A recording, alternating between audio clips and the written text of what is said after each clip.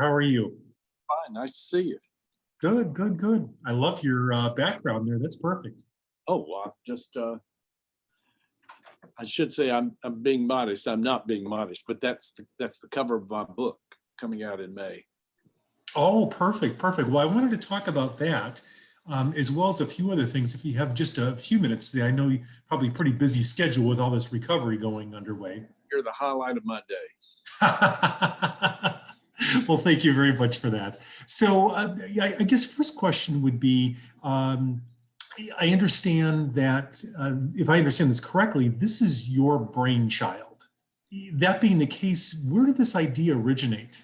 When Obama was leaving office, he told the National Park Service director he wanted more diversity in terms of national parks and World Heritage sites. So I got to know the director during the run up to the Selma 50th anniversary Okay. because he came to town a number of times. I was sort of familiar with discussion of UNESCO sites because I'm an ex officio member of the Alabama Historical Commission. So I was aware that in 2006 or 7, the National Park Service did some research and they came up with about a half a dozen different topics for UNESCO sites, like Frank Lloyd Wright sites, civil rights sites, and some others. And so our office just took that on as a project because where I sit, I am 1 block from Martin Luther King's church. Oh my gosh. And when I look out the cafeteria window, I'm looking at the back of the church, and it's almost like a beacon that says, "What have you done for me today? You know, what are you doing?" And not that the people are, I mean, the people are lovely, but I know it's an opportunity for us because, I mean, that building, like I said, we even did some little souvenirs of the church Nice. that we give to their gift shop to sell. So this would have been around 2012, 2013, where the idea was hatched. Was this specific to Alabama, or did you have a vision of sort of a grander trail in mind? Good question. Because I mentioned there's the Edmund Pettus Bridge and 2 churches, one in Birmingham, that we would work on nominating. And Mr. Jarvis said, "Oh no, it has to be the best in the country." But our office has been paying for everything because civil rights is a much bigger topic in Alabama than it is, say, in North Carolina. I just thought it would be much easier for us to budget for the whole thing rather than me spending a year going to different states saying, "I need $100,000 from you for something that may not ever happen and you may not benefit from it." So I thought, let's just do the whole thing. So we contracted with Georgia State University. Now, all of this I'm telling you, I have written down that's in the sort of the back of this book Oh, okay. that I'll be glad to email to you. The book's not printed; it'll be printed as the ad agency said, pencils down by Monday. So I'm through. But so Georgia State University did research and found that about 60 structures around the country could meet the minimum qualifications to be considered for World Heritage status. I realized nobody had ever done an inventory of civil rights landmarks. And so we had something of value. Isn't that amazing that had never been done before? Because, well, I'm not terribly surprised when you think about it, because the people who were most concerned about this had the fewest resources. But I took that list. There are 12 states in Travel South. And I said, while Georgia State University is working on the UNESCO side, I want you to look at museums and churches in your state where motor coach groups are already coming, not just because something happened there. Martin Luther King's made 2,500 speeches. And so just because he spoke somewhere, that's not going to get you on our list. So like I said, we started out with about 60 sites, and we came up with another 50. some states had 2 and some states had 8. And so we launched it. Our office paid our ad agency to create a spectacular website. And when the ad agency said, "What's the budget for this?" I said, whatever it costs. We're doing this one time and we're going to do it right. We sort of rolled it out in 2018, and the media has just been incredibly supportive. Well, I agree with you on the website for sure. That's was my indoctrination to this, and it's extremely classy, easy to get around, find various sites. So yeah, they definitely hit the nail on the head with that. Oh, well, I'm happy to hear that. I've looked at it so long, I can't be. Probably not objective anymore, are you? It's like, okay, anything we could think of, we put in, and we tracked people down, particularly to get interviews. And some of these people, like they passed, say, maybe 2 months later. So all of this was sort of just in time. But the idea being, we want to let people know that these landmarks that they've seen in history books many of them are still there. Because for better or worse, most of the places where the events took place were in either poorer parts of town, and those places have not been bulldozed. They were just sort of still Yeah. there. Yeah, that's because in so many areas, I'm sure if you've seen in around Alabama, when development comes through, unless there's a historical marker that's already there or a really passionate group behind it, usually what was there before gets leveled and recycled. You just raised a good point that indirectly got me started on this. And have you ever heard of Space Camp for Kids? Oh, absolutely. Well, that's Huntsville. what I did in the 80s. I was marketing director at the Space and Rocket Center, got the first 100,000 kids to Space Camp, and did the movie Space Camp. Okay. It starred a 10-year-old kid who at the time his name was Leaf Phoenix, but we know him now as Joaquin Phoenix. Oh my goodness. As a 10-year-old, it was his first film. Did you know back then that he was going to make it? Well, I took freeze-dried ice cream to LA for the first day of shooting to use as a gimmick to introduce myself to the cast. And when I offered it to him, he said, "Does this have real milk and eggs in it?" And I thought, "Why, sure, I'm sure it does." Hell, I didn't know. It tasted like chalk. And I said, "Yes, it does." And he said, "I'm sorry, I can't accept it. We're strict vegetarians." And I wanted to say, "You're 10. Yeah, boy, that was ingrained in him at an early age. But what got me started on this project, I didn't know it at the time, but I wanted to be state tourism director. And so I was traveling the state to do research. Now I'm from Huntsville, which is North Alabama. It's closer to Nashville than it is to Birmingham. And so when I came to Montgomery, I bought 2 books in the basement of Dexter Avenue Baptist Church. One told where Rosa Parks got on the bus, and one where she got arrested. The Montgomery Chamber of Commerce in 1992 had nothing on civil rights in this town. And so for some reason, a white guy who was the PR guy for the black congressman in Birmingham called me that day. He called and said, "What are you doing?" I said, "I'm in Montgomery researching for a travel book. What are you going to do with the money from your book?" I said, "I'm going to put up a marker where Rosa Parks got arrested." And he said, "You mean there's not one?" I said, "There is not a single civil rights marker in this city." Remember now, this is where the Confederacy started.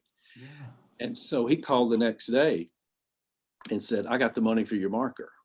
I guess they called the Chamber of Commerce or somebody. And so 6 months later, there was a marker there. and which the local people wrote. And I heard later, now that marker was put in front of the Empire Theater, which had been closed for a number of years. That was the bus stop at the Empire Theater where Rosa Parks got arrested, because when she got on the bus, she was legal of where she sat. Mm. But then coming out of the movie theater, there were a bunch of people at 5 o'clock getting on the bus. So technically she was supposed to leave because the boundaries move depending on where the white people are. I mean, she got on Dexter Avenue, which is the main street. And then 2 blocks later, the bus driver said, "You're going to have to move." And she had just been to a workshop in Tennessee, and the discussion a lot about it was Emmett Till, because Emmett Till died in August or September, and this was the first day of December. Okay, same year. Mm-hmm. Yeah, just a few months. And the thought of him went through her mind, and she thought, this has got to end. So when the bus driver said, "Well, if you don't move, I'm going to have you arrested," and she said, "You may do that." And that's what started it all. It's wonderful that you were instrumental in getting this rolling on a local level. Having been to Montgomery before and having seen some of this, it certainly helps tell the story, because history books only go so far. And the fact that you brought all this to life by stringing this trail together, it sounds like your life's work. That this is something that you've been passionate about for a number of years, but it's all culminating at this point in time. Well, I'm happy to say, and people are shocked to hear this, so Wallace agreed to let them develop a Black History Guide, which was updated for the next 20 years. Okay. And it was mainly where, stuff happened. But when I got here, I'm much more of a tourism person. I said, this book is filled with interesting facts, but I used the example of my hometown of Decatur. Well, it's where the Scottsboro Boys trial took place. But that courthouse has been torn down. There's not a historic marker. I said, so if anybody who followed this book and came to Decatur to see the story of the Scottsboro Boys, who's not going to be there. So I just lifted everything out of that book that was about civil rights, and that's open to the public now. Okay. So when I was discussing this later with my counterparts across the South, talking about adding more sites, I said, I don't care if it's a church and Martin Luther King spoke there, but if that group is not now hosting motor coach groups, then I'm not going to be for them getting added to this list. Okay. What's the total number of attractions, markers along the trail currently? Right at 125. Okay. And that stretches across 12 states still, or has that changed? It's a little beyond that now. There is a school in Delaware that was one of the 5 schools or 5 court cases that was rolled up into Brown versus Board of Education. That's in Delaware, so that's the furthest east. And Topeka, Kansas is the furthest to the west. Now that Topeka, Kansas, that was the namesake of the lawsuit that was Brown versus Board of Education of Topeka, Kansas. So okay. That's the range. So yeah, that was a discussion that we had early on, saying we are a strong organization of 12 states. For a maintenance fee, states that have major civil rights attractions, we're happy for them to join. And that's mainly to keep the website up to date. Sure. Where would the largest concentration or state or city of civil rights attractions and markers be found? Alabama.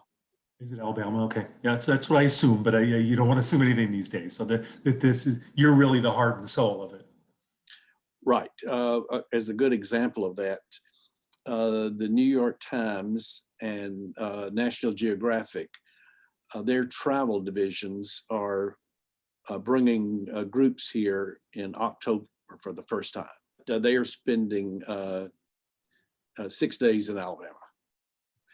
But a good example of a broader version, Trafalgar Travel, which is big in Europe,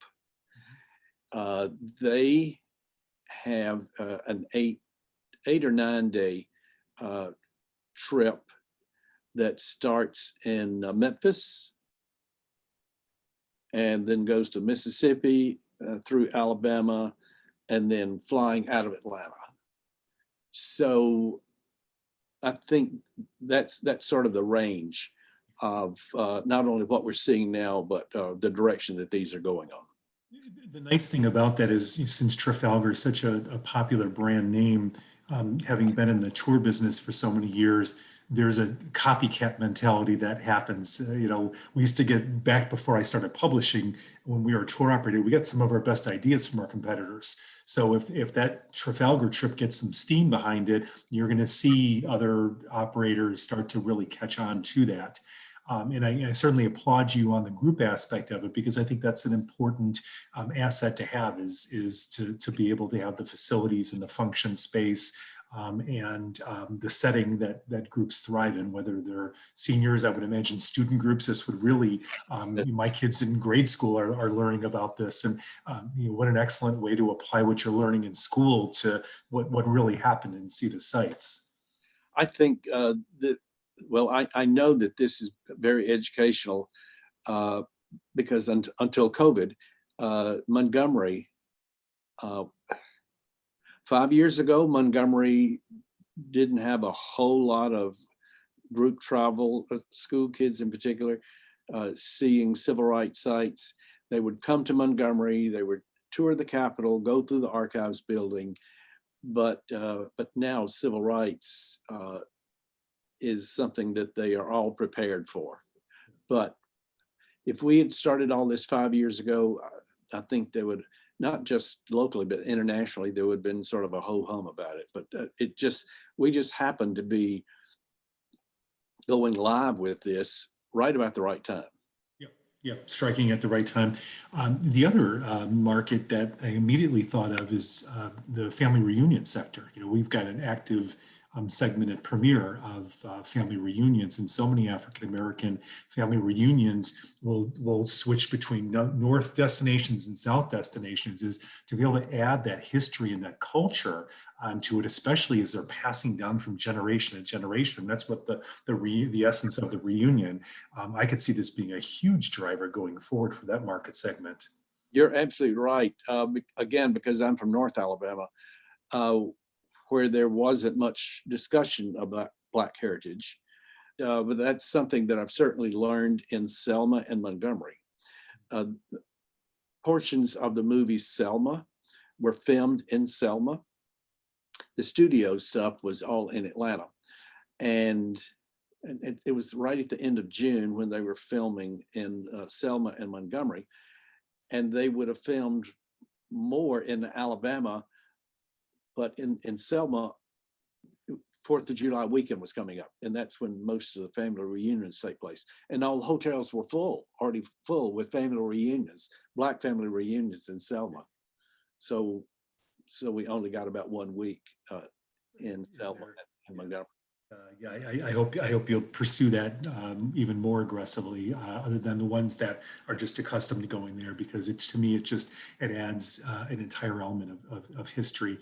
I'm assuming you have not seen all the sites. Can you maybe tell me about a few that you've either learned about or you've physically seen that you weren't aware of before through this process, that have caused you to pause, or to, that have really stood out? Yes, I wanted to go to Mississippi to see the Emmett Till sites. There are 3 Emmett Till sites in the Mississippi Delta. One is the ruins of the grocery store where Emmett Till whistled or flirted with the white woman, and the courthouse where the trial took place, where the two men were found not guilty. The only reason the discussion of their fate took longer was because the jury members found out that the jury got free Coca-Colas. And so they stretched out their deliberations to over an hour, hoping that each one of them would get not just one Coca-Cola, but two. Oh my goodness. But that's a part of the historical record, that the deliberation would have been briefer were it not for the Coca-Colas. But that courthouse has been restored, and then there is a museum a few miles from there in a different community. That the first time I was traveling there, I was by myself, and when I followed the signs to this cotton gin, this big metal cotton gin, and they said this was the Emmett Till Museum, I said, nobody knows where I am. And that building looked scary to me. So I didn't go on my first trip. I did not go into the Emmett Till Museum. But later when I came back with somebody else, it was like, oh, well, I'm sorry I didn't come because I'm glad I came back, because in my book, we do have a couple of photos from the inside of that Emmett Till Museum. You talked about, the interpretation at the Woolworths, and that brought up just a thought. Are there audio tours available to some of these sites, or interpretation? Because the historical landmarks are great, but it's always the story behind it. Or are there guides that are trained to take groups to these various places and help them understand the significance at the time and now? It depends on the location. Now, in the larger cities, there will be interpretations.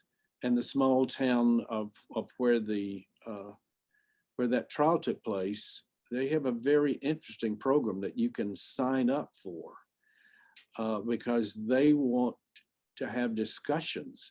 It's not just come in here, we're going to tell you the same story that we tell everybody else. They schedule discussions so that they want to understand the feelings of the people who came to see this. I had never experienced anything quite like it, and I was the only person who signed up for that day. So it was one interpretive guide and me talking for about 2 hours. Now, the Greensboro Museum, they have a very good tour. I had not been to the redeveloped museum in Memphis for a number of years. Maybe 8 or 10 years ago, that was completely gutted and completely redone. And that's why I'm glad that Trafalgar is starting their tour in Memphis, because I don't know if you've been to the Memphis Museum in recent years. I've not. I'm actually going to Greensboro later this month, though, ironically. So I've got that trip scheduled. Well, tell John, the director, tell him that Lee says hello. His museum did not get a lot of love when they opened this a number of years ago. Politically, they didn't get much help.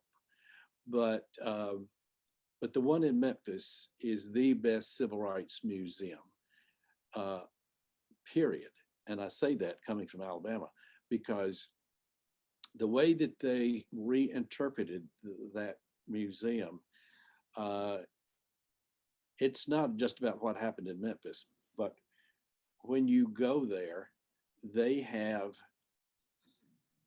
elements from other sites. I mean, there's a section of what appears to be a section of the Edmund Pettus Bridge. They tell what happened chronologically of the movement, which ends, you wind up in room 206, which is Martin Luther King's room. They educate people.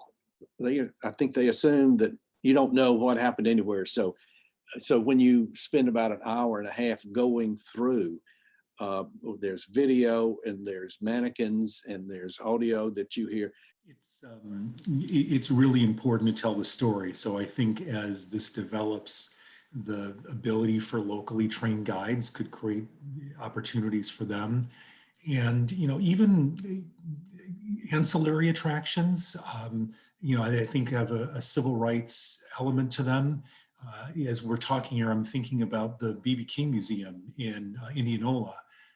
Was probably, and I've traveled a lot, as you can imagine, probably the most moving experience I've had at a museum was at B.B. King, partly because he was alive through so much of this. He could interpret himself how life was. And I remember watching a video clip.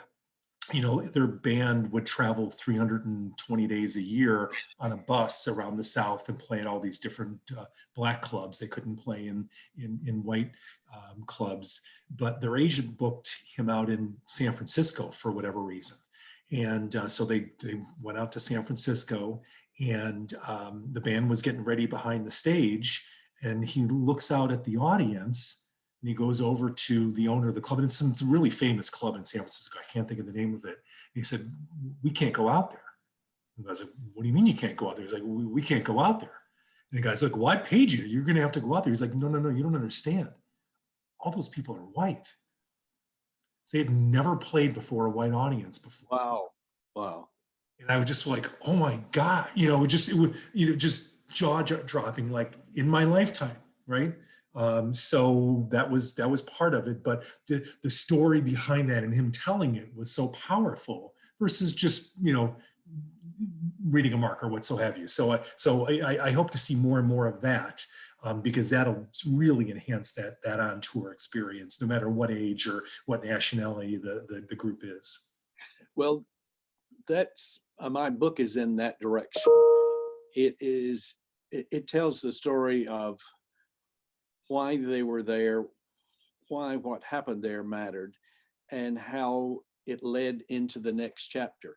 So it's 14 chapters about the 14 cities that we picked out to be the most significant in terms of the movement.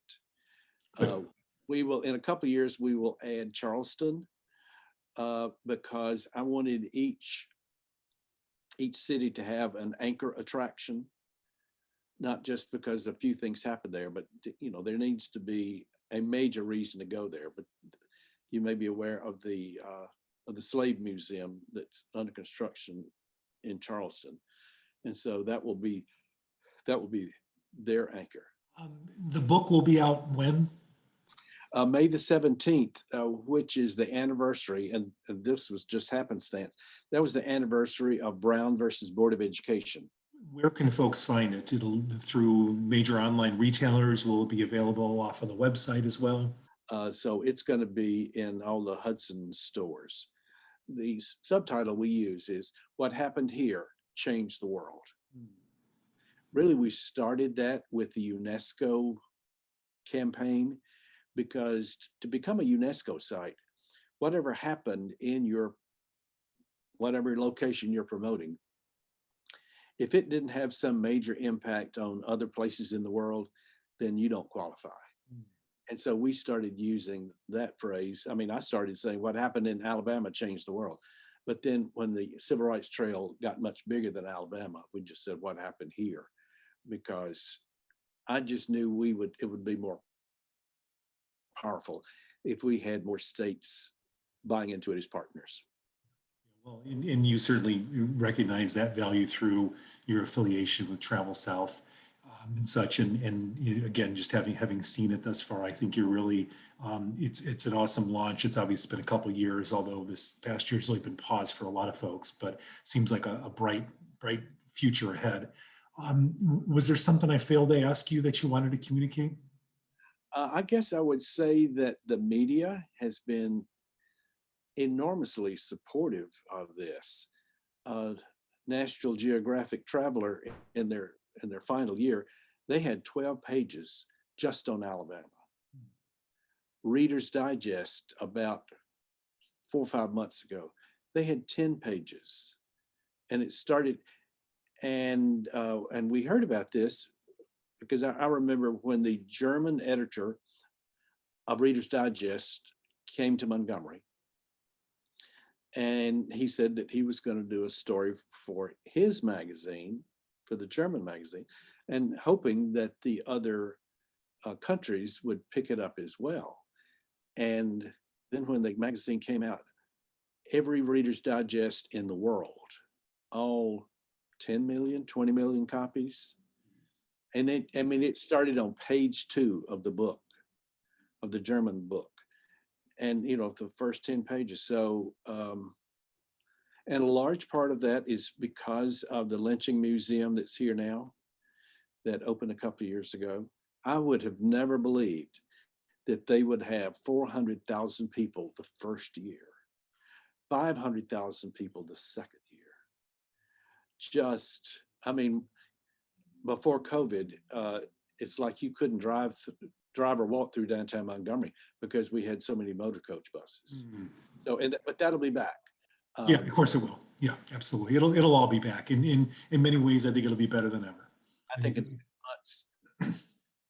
Those of us in the business that we're in now, we're going to look back and say, wow, that didn't take long to come back. But to your point, there's such pent-up demand, I think, on all areas of this industry, that it's just gonna explode. Yeah. Well, it's, we've spent a lot of time in our backyards, but, people miss their friends, they miss their family, and there's no better way to recapture those lost celebration birthdays, anniversaries, milestones than getting together on a trip. So the togethering moment, I think, is going to be stronger than ever. It's going to take a little time.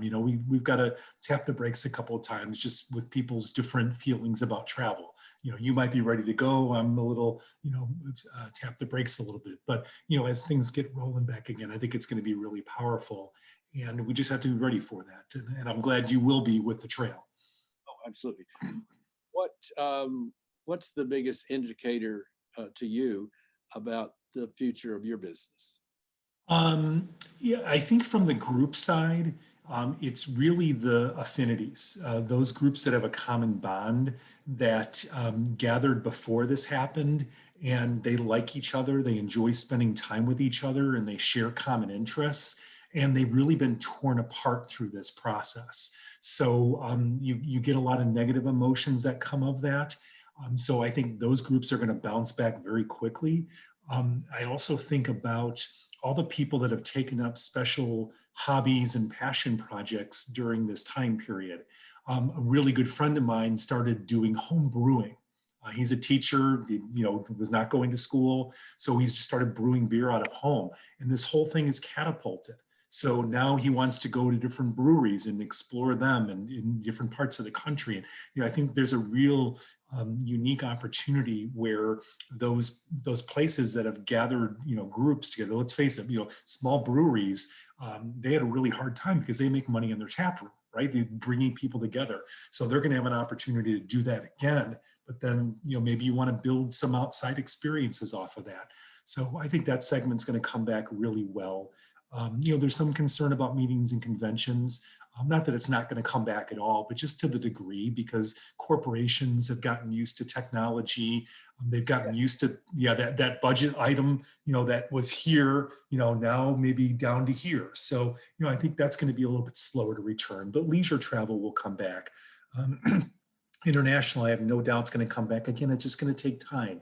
People are going to venture regionally, and then maybe they'll take a 4-hour flight before they hop on a 20-hour flight. But as long as we're smart about this and we keep doing the right things, we just have to be patient. Are you familiar with an organization called Education Travel Consortium? Oh yeah, Mara Del Prisco, great lady.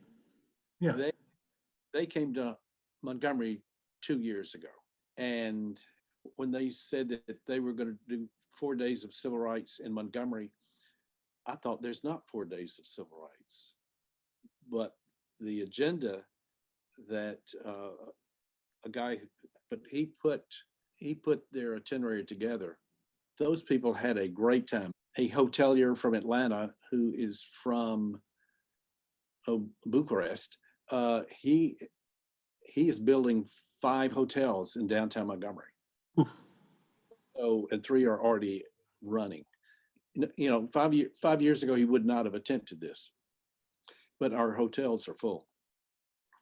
I mean, our hotels will be full again as soon as COVID. Sure. Awesome. All right. Well, sir, I've taken up quite a bit of your time on a Friday afternoon, but I sincerely appreciate your acumen and your effort in spearheading this. It's a monumental achievement. Having seen, small portions of this, it's certainly whetted my appetite, and I hope that as we move forward, we can help facilitate this media push for you guys to get more groups out on the road. That's certainly the goal.